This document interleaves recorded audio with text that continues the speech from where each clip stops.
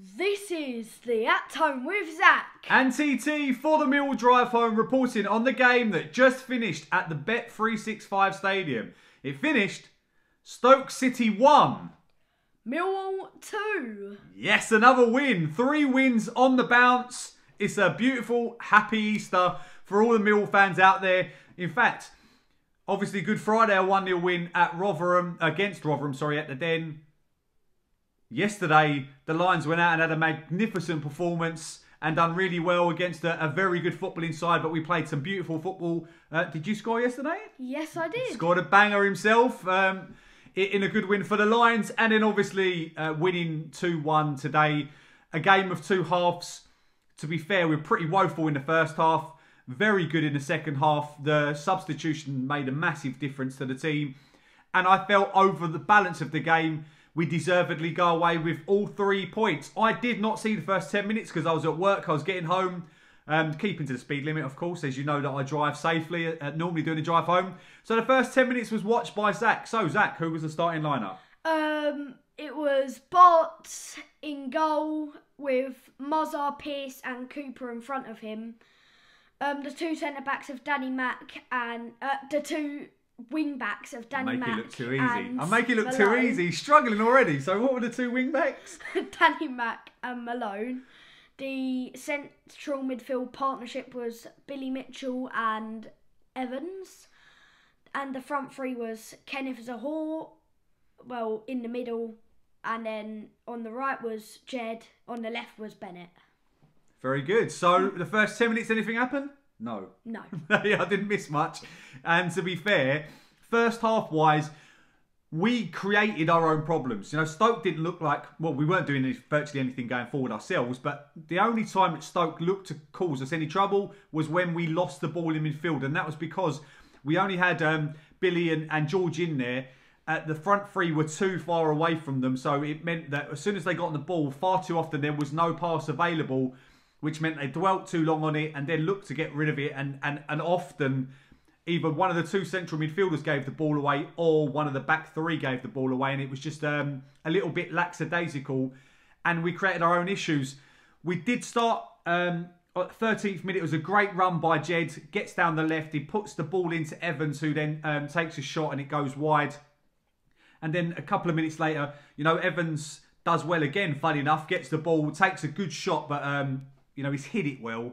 It was blazed over. Yeah, it's blazed over, and it's you know, neither time we've troubled the keeper.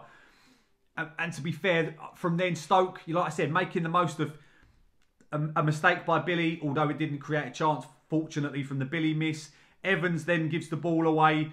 Muzzer gives the ball away, and they have a long shot. You know, there was a lack of composure from the Stoke players in that first half. Otherwise, they should have really scored 2 or 3 goals, but he's taken a shot. We've given him the option to have a shot from distance, but you expect Bart to save it unless it's an absolute blinder, and it does. It goes straight at him. Like I said, the Billy foul, the Billy giving the ball away that didn't really go to anybody. Well, we went to somebody, but it didn't cause anything. And then Evans gives the ball away again, and you're just thinking we're probably going to fall behind here. Where we look dangerous is balls up to Cooper. You know, set pieces, as we always are. The ball goes up to Cooper. He flicks it on to Jed. Oh, he flicks it down to Jed, actually. And Jed's running in. If he hits it cleanly, it goes straight. But because he goes across the box, it gets a deflection and goes out for a corner. But from that corner... Do you want to explain the goal? Well, it's a good ball over. Cooper's...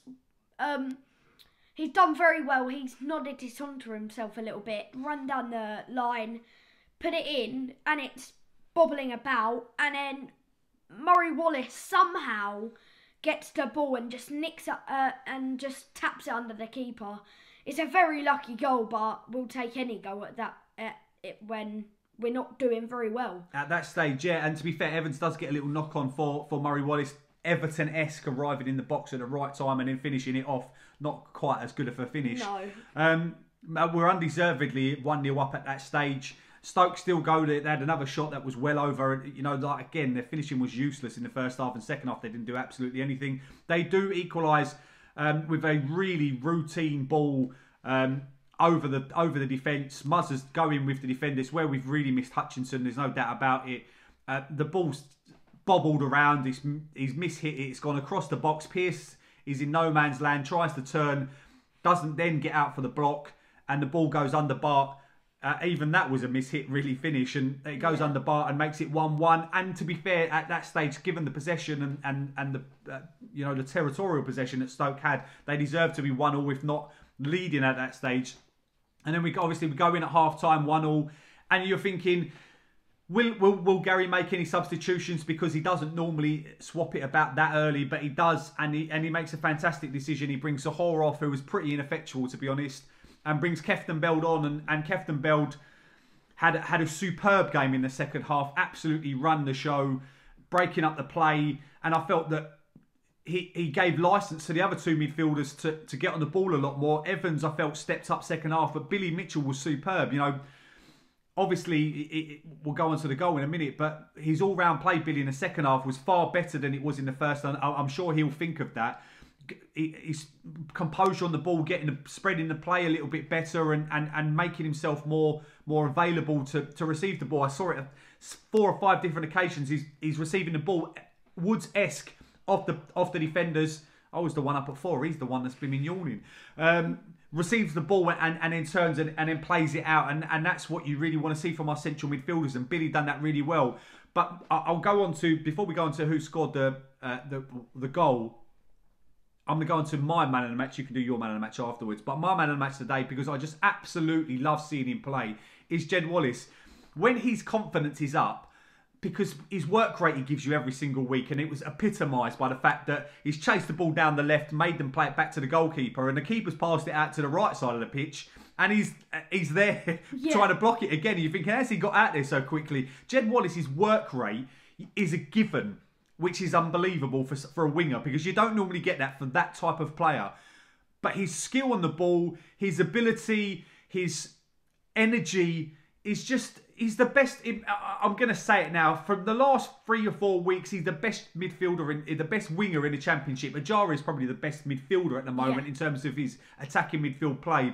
But Jed Wallace is absolutely superb and really takes the game by the scruff of the neck. And when he's on form like he is at the moment, he really is a joy to watch. People were talking earlier. Jed's tired, Jed's this, Jed's that, and should we drop Jed? Gary Rowett out. Should we get rid of the manager? There's 17 games and the runs that we've been on is just absolutely superb. And players like Jed needed to step up, and he really did do. Never doubted by me and Zac, and has really come to the fore and really took. We're not pushing for the playoffs, but we're picking up points, and 9 points from 9, and given what we're doing, it is really impressive stuff. I was saying about Jed being my man in the match. 49th minute, he receives the ball in the bottom right-hand corner and absolutely drills a beautiful ball out to Scott Malone. And it's absolutely superb. Malone then runs in, and Jed somehow is in the box when the ball comes across. I just don't know how Jed does it, but he was my man of the match today. Who's yours? There's, 2 players that stood out to me today. I mean, Bart done well except from the goal. Maybe he could have got down, but Jed again. He just he run the show. He is such a good player. He just has so much energy. Runs over to run from our box to their box. That's what I think of him as. Like He's such a good player anyway. He really is. And to be fair, an honourable mention for Kieftenbeld today, because he turns the game and probably could have got him for man of the match. But for me, a lot of the times Jed doesn't get it because you expect Jed to do it. Well, today I'm giving it to him because he fully deserves it. The goal comes on the 70th minute. Funny enough, after Danny McNamara had a shot, ball comes across. Danny McNamara doesn't really get hold of it, hits it straight to the goalkeeper. He's getting in good positions, Danny Mac. But the goal comes and... really good work by Malone and Billy Mitchell. Malone flicks it over to Billy. Billy then flicks it over the top to where Jed's running in. The defender tries to take the ball, and a bit of Jed misses both of them. And you're just thinking, Jed, please make the right decision, because Mason Bennett is standing right next to you for a tap-in. Jed unselfishly squares the ball to Mason Bennett, who has the easiest of finishes. You know, these two are making some kind of partnership in the Championship. Squares it out to Mason Bennett, and Bennett does the rest and puts us 2-1 ahead. And to be fair, we did not look like conceding with how solid we were. You know, Nick Powell must be sponsored by a decking company, but the amount of times that he spent on the deck, throwing himself to the ground so many times, complaining to the ref. You know, a little bit embarrassingly so, I thought. And then you add into that, you know, Mutondo come on and he couldn't. He kept tackling himself 4 times. I remember he actually tackled himself. I don't know why. You know, there was a lot of talk about him being a decent player, and he maybe shot to bits in terms of confidence, but really didn't impact the game as I thought he would do. You've got to look at that. Like I said, 9 points from 9 from a Millwall team. A lot of people, you might not like Gary Rowett football. You might think it's not your cup of tea. Well, this is Millwall football, and this is something that I'm enjoying watching, because the fact that the players work their nuts off every single week, that's the absolute minimum. And in maybe only 1 or 2 games this season, I can really remember us not doing that. Forest at home and Borough away, where we've been really, to be fair, poor. The rest of the time, we're in games all the time. And that's absolute testament to the manager and very good from the players. We've obviously got Swansea away, 12:30 on Saturday, which is going to be a challenging game. You know, although they've been a bit off form, they seem to have done well against us recently. They'll be looking to take all 3 points against us. But that's pretty much all we need to say. You know, Kefton Bell, excellent performance. Jed Wallace, man of the match. Do you want to leave it with anything else? Or are you happy with what we've said? Yeah, I mean, there's nothing else to really say. Just to say, 6 goal scorers from the Lions. 6 goals, 6 goal scorers. We know how to play the ball around, don't we? Yeah. So good Easter weekend for the Thomas family, for Millwall, and for my Lions. Only one way to end it. No one likes us. We don't care. Yes.